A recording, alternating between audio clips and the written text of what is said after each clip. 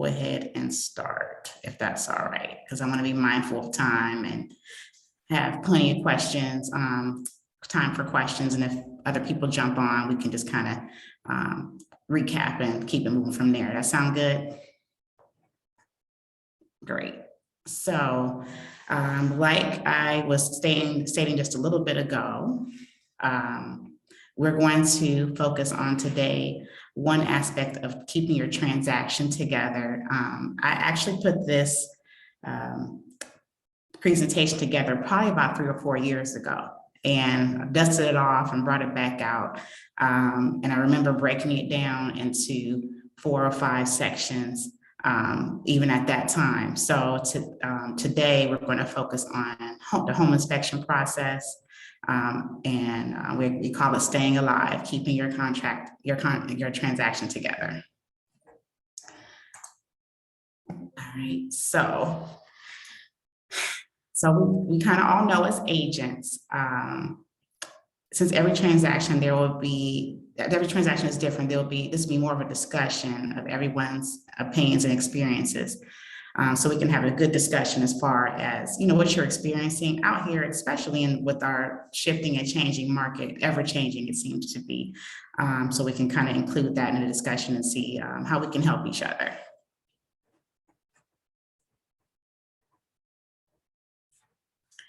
So since we're in the Zoom room today, I'm going to just kind of throw out a few questions if anyone wants to chime in, but if anyone has experienced the following, I would love to hear you share.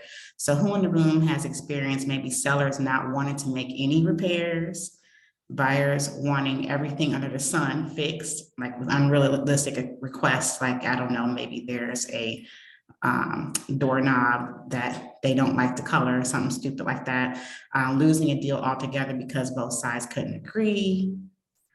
Yeah, see, Alicia Barton has raised her hand.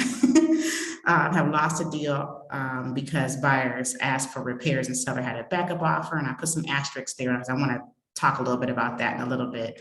Or losing a deal because the lender required repairs. So Alicia, since you raised your hand, if you wouldn't mind sharing, please share your experience. All right, I'm in the car, so I apologize if it sounds like I'm in a tin can. That's okay. So my current buyer is, she's FHA, and so certain things like have to be repaired during the inspection, but she was nitpicking like every little thing, and I was like, listen, you can do the smaller stuff. We don't want to aggravate the seller by asking for everything on the inspection. So I had to explain to her that, once you come back to the seller with requests, it basically opens the deal back up. And then she froze and didn't want to do anything. So we had to kind of talk through the different repairs and which ones were necessary to ask the seller to do. Okay. Yeah, and we can kind of run into that as we go along here. A lot of times that we see that happen with, it could be happening with even seasoned buyers, but with first-time buyers, a lot of times, it's their first home, of course, and they have so many, concerns and questions, and it's a really, really, really big transaction for anybody, especially a first-time home buyer. So it makes total sense for them to kind of sometimes ask for things that, don't maybe always make sense, or kind of, you don't want to kind of push the seller too much. But Alicia, you brought up a good point, because you said something about if we, kind of asking for too many things and aggravating the seller, and it could open things back up. So that goes to that bullet point before the last one here I have on the screen, about losing a transaction possibly because there's a backup offering and your buyer asked for repairs. So I was hoping Rick Tannenbaum would be on this morning, but him and I had some discussion about how that transpires, because he actually had this situation personally. I have as well, but we have come to learn especially through his experience, even though they may have a backup offer and a seller may want to go with another offer, there always needs to be a mutual release sign. And so that seller, I'm saying to say that seller can't just immediately go to the backup offer, because your current buyer is still in the transaction. everybody has to sign a mutual release. So your current buyer could say, never mind, I don't want to ask for those repairs. I want to keep going. So what I'm trying to say is it's not an automatic get out of the transaction. And Rick has a whole story behind that. So, so we learned that through experience with the transaction that, yeah, it's not just to get out of the transaction situation, although, it could be a deal breaker for your buyer if they want certain repairs. So yeah, so setting realistic expectations is important upfront. Anyone else have any commentary they want to share about experiencing any of the following? Okay, great. We'll keep it moving. Okay, so I'm going to break this down in two parts. I do list a lot of homes, so I'm going to focus on the seller first, and then we'll get to dealing with your buyer. As far as that, because I know everybody, that's very important as well, especially when we're dealing with your buyers through these transactions. But what I try to do, and I try to encourage other folks who list homes to do as well, but really just working closely with your seller up front and kind of going through some of these things on the slide here. So when dealing with your seller, of course, we're not home inspectors, but take the time to actually really walk through the home. And if there's obvious defects, like for examples, I put here, I was probably, very way obvious, like shingles in the backyard, water in the corner of a basement, hot water tank rusted out, like obvious things, make it a point to ask your seller, do they plan on doing something about that? Do they, what has been their experience with that? Because it could affect how the home is listed, and it could affect how the activity is on the house by having, these type of things not addressed prior to listing. So I try to just do a good walkthrough first. And then I set the expectation up front that no house is perfect, and even theirs will be, there will be defects found during the inspection period. In Cleveland, we have older housing stock. It's not new construction. Even new construction, you can find defects, but we have older homes here. So with that in mind, you're going to find things that are that will come up just because of the age of the home. And then understand their intentions on handling or not handling repairs as early as possible in the process. So I know that we try to, if we make it happen, we try to get any point of sale inspections ordered ahead of time. Or if there are obvious defects, we know that right away if they will be fixed or if they won't, so we can price the home accordingly and disclose it accordingly. If they have concerns, offer to pay for a pre-listing inspection. Now, this is, sometimes it can be a hot topic. Some people don't want to get into all of that and want to know every little thing about the house. And some actually do want to know what's going on so they can kind of get out in front of things before they hit the market. Just know that when you've had that pre-listing inspection is now a disclosable item. So if you've had one, you got to disclose it when you get ready to list it. But I've had in several occasions where some sellers rather know and address what they can and put it up front. So that way, it's open to everybody to know what has, been found in an inspection process. And if you guys have questions in the middle here, please stop me. But I'm just going to keep going. Be aware of the types of financing that the buyers for the home are using and educate your seller accordingly. So this is very important.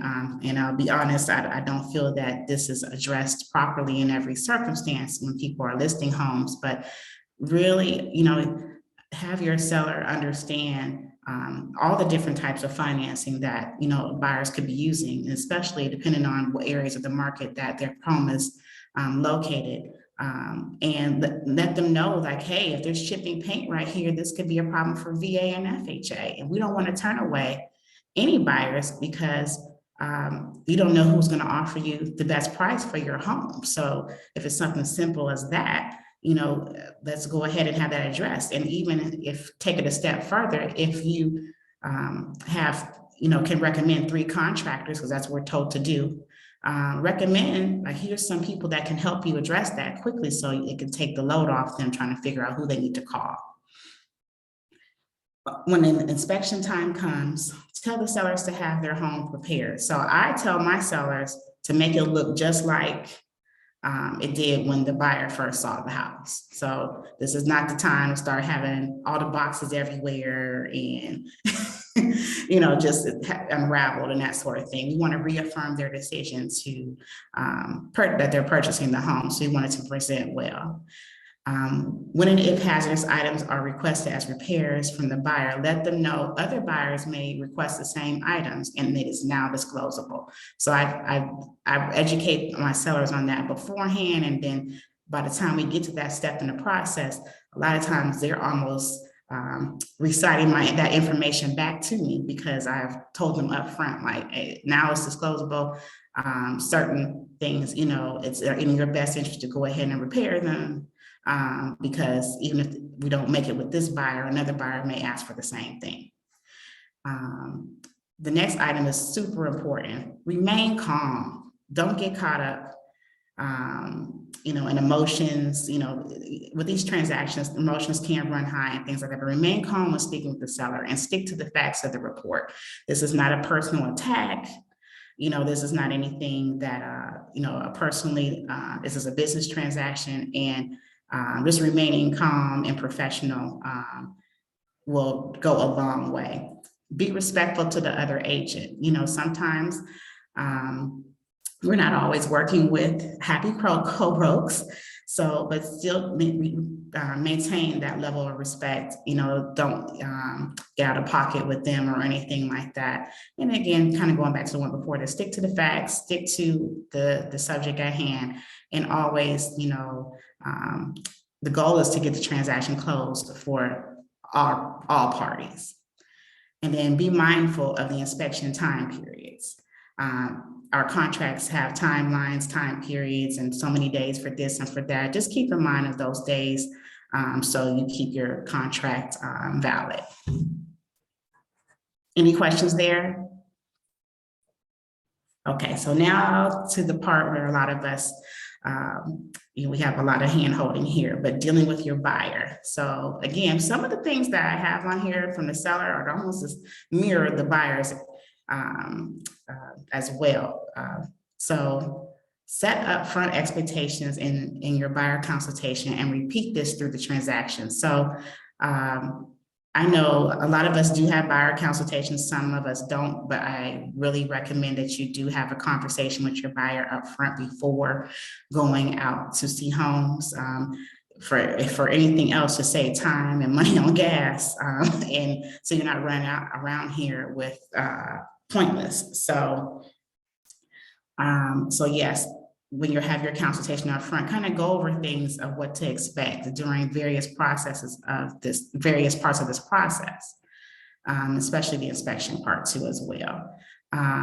Remind them that the inspection is not a to-do list for the seller. This is very important. Sometimes, you know, people feel like this is a checklist or, you know, a list of things that the seller is supposed to do. The seller doesn't have to do anything. The purpose really of the home inspection is to show them how the house works. Like where is your main water shut off? Where is your breaker box? You know, where is the gas line? You know, they haven't lived in this house before. The owners have, possibly in some situations, most situations, but your buyer has. And so to show them where things are and how they work in case they need to access certain things in case of emergency. So that's really the purpose, the main purpose. And the second purpose is to uncover if there are any major health and safety items. So I try to say that up front, like you need to know how the home operates. That's the most important. Also, do not tell the buyer that inspection time is when we get a price reduction. And this has been something that goes on for years and years. Back from even when I first got licensed, I would hear agents say this, and it's just a bad way to set things up. I don't even bring it up. That's not even part of my discussion. This is not to say, oh, don't worry about it. We'll offer this price, but we'll get them on inspection time and reducing. Yeah, just don't even go down that road, especially with our market conditions now, the way they are. Advise your buyer of the current market conditions and tolerance levels of sellers. So this is something that definitely, as far as our current market conditions, sellers are not as willing to make a bunch of repairs. And maybe advising them, letting them know that in your consultation, as you're looking, as you go along, so they know by the time inspection time comes to be realistic about their requests. Have a complete understanding of the type of financing that your buyer is using. So, for example, I know with Tina and I, we really get an understanding of the type of financing that they're using. So if there's a home and we know that it has different types of things that will not pass, find certain types of financing, we're going to let our buyer know that up front so they can make a decision if they want to see that home or not, because we want to be out here seeing homes that they could possibly buy, not ones that will possibly not make it through their financing type. And we also reach out at times to the listing agents and ask, is the seller willing to correct, I don't know, the chipping paint or put a handrail up here or something like that. So, so that way everybody's time is well spent and we are moving along like we should. Confirm with your buyer who they are bringing to the inspection. Especially, this even got more important with COVID, but I told you this presentation was 4 years ago. I was doing it then. Confirm who they're bringing, if anybody, to the inspection. We want to know, relatives, friends, contract, you should know who's coming so you can kind of know how to handle when certain things and questions arise.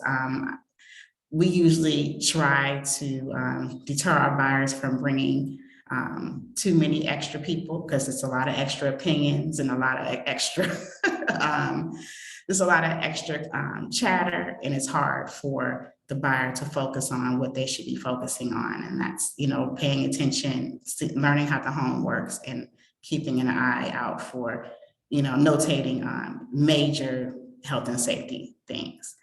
Recommend 3 reputable inspectors to your buyer. We should all know this, but I just want to state this in here. Please make sure you send at least 3. It keeps us all compliant, and it gives your buyer options. This is a controversial one here. Stay out of the inspector's way. Don't follow them around the house. I'm not sure how many of you guys do that or not, but we don't follow the inspector around the house. We are not home inspectors. The inspector does their job, let them do it. I've come to find over the years, when you are getting yourself too deeply involved, your buyer can sense that as well, and can cause them to be anxious. So stay out their way, let them do their job, let them speak.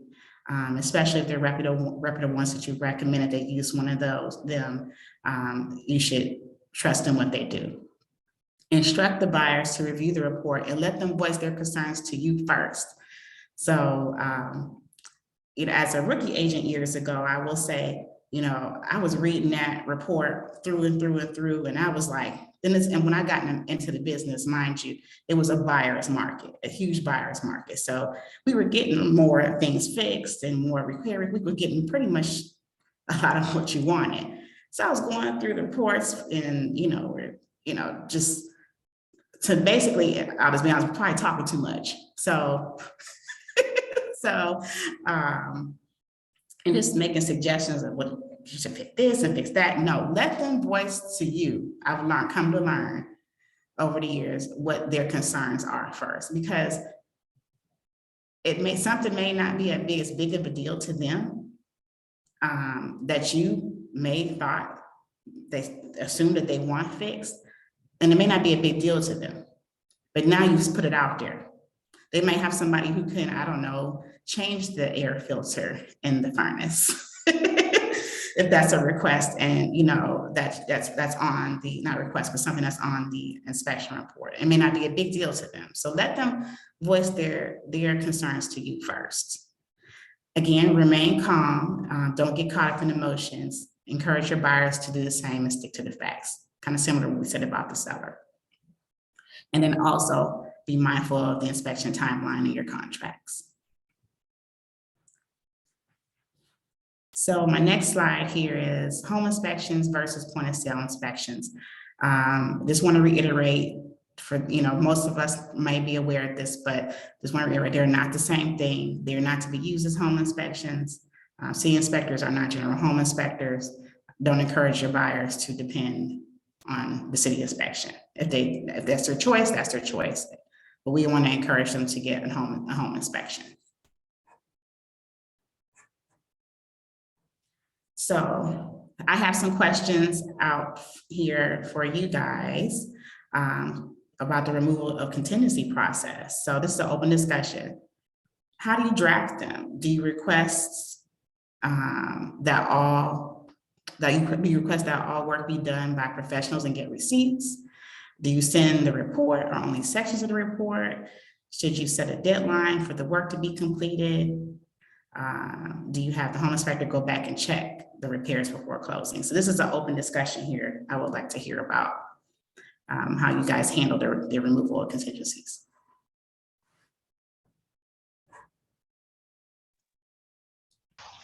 This is Tina. So I typically, I do draft the addendum that we have for the removal of contingencies. Of course, for me, that's the simplest way to do it. I do ask for receipts, but I had to kind of learn that along the way, because you can get burnt without being specific about who is doing this work and getting receipts, because it leaves it open for the seller to get any Joe Blow to do the work. And then it may, it could be something that later goes wrong for your buyer. So I do like to cover my buyer by being specific about who is doing this work and that we receive the receipts. I actually will send just the sections of the report that pertain to the repairs I'm asking for. I don't tend to send the whole report, because then that discloses all other types of stuff going on that the seller may not want to be liable for. The crazy part is I am not consistent with setting a clear deadline. And with this coming up, is like really good for me to implement that. Sometimes I will just put by time of walkthrough, but I'm actually not very consistent with being clear on a timeline. And then depending on what work needs to be done and like maybe how difficult that may be, or if we're just kind of leery, I don't know why, but sometimes I will, let them know, like the inspector can pop back out. And of course, everybody knows the inspectors they work with, so that may be for a fee that I will let them know up front. But most times I do not have an inspector go out. Most of my buyers are pretty okay with getting photos. Sometimes the seller will send their agent photos that they'll send over to us, and then they'll send the receipts, and our buyers are typically good with that. Okay, sounds good. Sounds good. So I just wanted to add, as far as, I'm gonna start where we're in the middle here of this slide, but when you send if you're gonna send sections of the report, that actually belongs to the buyer. So you are correct, Tina, in stating you only, for clarification purposes and with the buyer's permission to send sections of the report. In some cases, we've had so many requests not because the buyer was being, ridiculous, but the house was in such need of certain repairs. We've sent the whole report, but of course, I just wanted to reiterate, you get the permission of the buyer to do that. Sometimes the listing agents will state that they don't want the report. We're not really supposed to say that. As a listing agent, we probably don't want it, but if it comes, you have it now. It is what it is kind of with that. But yes, I too just try, if, for clarification purposes, and of course with the buyer's permission, to send sections of the report that actually pertain to the items that we're looking to get addressed. And if they're like simple run-of-the-mill stuff like change a furnace filter, sorry to keep going back to that, or something that's, real general, sometimes there's not a need, just, or had the furnace serviced and cleaned, or the AC serviced. We just get it, put that on the RLC and get a copy of a receipt from a technician.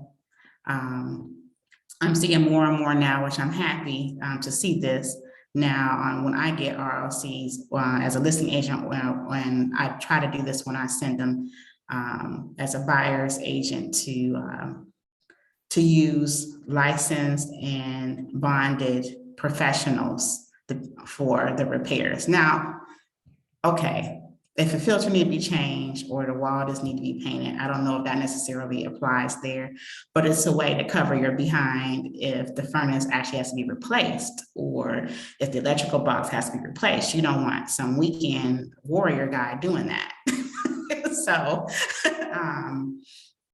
actually kind of requesting on that document that these are licensed professionals doing the work. Tina's laughing at me. Any other additions to the subject of removable tendencies, or would like to share anything additional? Yeah, I pretty much do everything exactly how you and Tina were saying. So, but I do see Alicia commented a question in the chat box. How do you get a receipt if the seller is doing the repairs? The seller is a contractor. Yeah, we ran into that. One of our sellers, several of our sellers are contractors. As long as, and Katie, I'm going to see if you agree with this. To me, and I think I've talked about this with Rick before too, as long as this is disclosed up front, like the seller is a contractor, he's licensed, they can give a receipt. Yeah. You've done it. I've done that before. And then also, like, I had one where, it was changing out some GFIs or whatever. And the inspector offered to go back out and test them after again. And so like, that was another way that I've handled it, where the buyers were like, yeah, but he did this in the first place. So how do I know it's going to be right this time?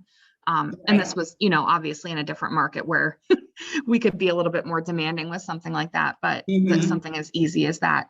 But yeah, the inspector just went back out and like retested them, and that gave my buyers a little extra peace of mind. Right. And we've even, as Tina had mentioned, but as well with photos or videos. I've received videos of the testing process of specifically the GFI being changed out and working properly. For sure. Yeah. All right. Anything else in the chat, Kate? Because I'm squinting here. She asked if an inspector generally charges to go back out. I've had it go both ways, where they were like, yes, I would charge again. And I've also had someone who lived right by the property. So they're like, I don't mind, I'll just go back out and check it. Right. For the most part, they will charge what we call a trip fee. But there are some who, hey, don't worry about it, especially if they're going to be that way. You can kind of arrange it time-wise to make sense for everybody that may go back out. But a lot of times they'll charge a trip fee, especially if there's a number of items to recheck. So just, again, making the buyer aware of that. Hey, it's Bethany. I have a couple comments too. What I like to do is, after I get the inspection report back, I'll kind of give the agent a phone call and just have like a brief conversation over the phone with her, and kind of, pick her brain on see what her thoughts are on some of the items, just so we're not wasting time going back and forth and, waiting around. But we kind of get right to the point and kind of, just get a feel for it. Another thing I found out, just be sure that if you're on the listing side, be sure you are reading the purchase agreement for the buyer's offer, because I heard that another brokerage, their inspection report is only available if you request it. So if they are asking for repairs and you don't request that inspection report, just kind of have to make sure you read the contract. Right, right. And I've received other contracts from other brokerages as well, and they speak to how they want the inspection report handled, and all of that. So, and some demand, I've read some that actually demand a copy of the inspection report when requesting repairs, like the full report. So Ours actually says that we would provide okay, the it does. contract. Okay. Yeah, it says, if the property is accepted, subject to seller's repair of specific defects, buyer shall provide seller with a copy of the inspection reports and amendment to the purchase agreement identifying the defects to be repaired. Okay, okay. So, Yep. And I think I've received before crossed out, they don't want it. yep, I've gotten that too. So, yeah, so. Okay, any more comments on that? All right, and I think that, look, that was pretty quick. Sorry, this one has kind of took us to the end here, but just wanted to field any additional questions regarding this and anything that you may want to discuss further regarding inspections. And then I'll also put out there at some point, like I mentioned in the beginning, I just kind of broke these down in segments as far as getting through your transactions. So this is home inspections. I think I've done appraisal. I think I've done occupancy issues, and then dealing with point of sale specifically. So look for more in the future. But are there any other questions regarding this topic?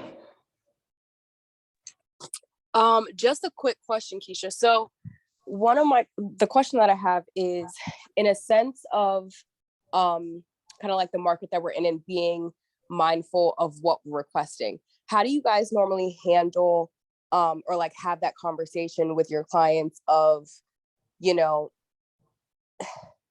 be mindful of what you're requesting and not requesting everything that comes back type of thing? Just kind of like some insight of how you guys handle that conversation with your clients and still, you know, obviously supporting them and letting them know, you know, your concerns, but also being mindful. Right, because we always want to be on their side. You don't want to appear that you're working for the seller, because you work for them. So maintaining that line and that, you know, that stance and relationship is very important. So I'm going to comment a little bit, but I'm going to be honest, Tina is great at keeping that going. So I might ask her to chime in a little bit here in a second, but because, and she's laughing at me, but she's really good about that. So because we do so much footwork in the beginning, as far as reiterating to them the inspection process, and especially in these market conditions. And to be quite honest, a lot of our buyers, they're maybe not be getting the house to like the third, fourth, or fifth offer written. We are letting them know, like we're constantly educating them on that up front. So by the time inspection time comes, unless it's something that the house is sinking, we usually can make it through to where they're not being super unrealistic. So if we're doing the groundwork in the beginning, and then something, look, we'll get a 1 off or 2 off or 3 off of those who want everything after we've explained everything in the beginning. So the conversation is very understanding, caring, and calm, but very to the point. Like, look, we go back again to like, this is not a new home, which I know a lot of you guys probably say this is not a brand new home. Even if it was, I've had new construction homes and still came back with 15 items that needed to be addressed. So got to be realistic that there are going to be some things that you have to take on as the homeowner to be repaired and taken care of. And some things are more important than others. So the point of this is to address the things that are most important, or sometimes we'll even go as far out as the things that are absolute deal breakers, because everything in this report is not a deal breaker. So let's categorize it like that and kind of attack the list that way. Just kind of to get them to organize their thoughts. Was somebody saying something? No, I was just saying, gotcha, like, understood. Yeah. Gotcha. Okay. So, because they need to get their thoughts organized. When they get that report, it's overwhelming. So, we're there to help kind of just go through it with them and get them to remind them that it's on the task at hand and get things organized and focus on the most important, not because, I don't know, the toilet seat had a little crack in it or something. I'm just thinking of like things that aren't as big of deals. Another thing I usually bring up is, is this going to cost less than you paid for the inspection to fix? Because like if your goal is to be a homeowner and, you don't want to be in this house because of these little things that wouldn't cost that much to fix, it just feels overwhelming, then you will have to have another home inspection and another house that's probably also going to have little things that need to be fixed. So once you break it down for them, like in terms of you're already paying, a few $100s for this home inspection, like, do you want to go through that again as well? Like for it's, obviously that's if it's like little stuff that they're just sweating it because they're overwhelmed by like the number of things. Yeah, good points. Good points there. I also will share, and this is the truth, I've never had a clear home inspection. I don't think I have either. I've never had one. Just to put in perspective, no house is perfect. Now, what'd you say? I said, good to know. Yes, never had one. Some have been so clean that it'll say just, okay, the roof is in great condition, may need maintenance. It is 15 years old. It's in great condition, in another 10 years may see like for maintenance things down the road. But I've had them as clean as just saying things like that. And maybe there wasn't anything crazy, not to say crazy, but any little defects. I've had some very clean ones, but I've never had one that had absolutely nothing. If I have a buyer that's a little concerned about having an inspection, I'll show them like a previous inspection report just to say, hey, don't freak out if it's 70 pages long, but this is what you're going to be seeing. And they just point out little things like this, just so they kind of have an idea of what to expect and, kind of already get in their head, like, okay, is this a major deal breaker having, not a GFCI outlet right here or, things like that. But that's a good idea. If you have that permission to use a previous report, just for education purposes. Yeah, that's a good idea. As an example of what they may be getting into. I think that's it. If anyone has anything else to add, did I miss anything? I don't think so. Not in the chat. All right. Thank you, Keisha. You're always so informative, and this was like really good information today. Oh, thank you, and you're welcome. Yeah, you're welcome, and I look forward to going on another segment with this, maybe in the next couple months, and we'll go from there. Awesome. thank you. Thank you for coming. Thank you.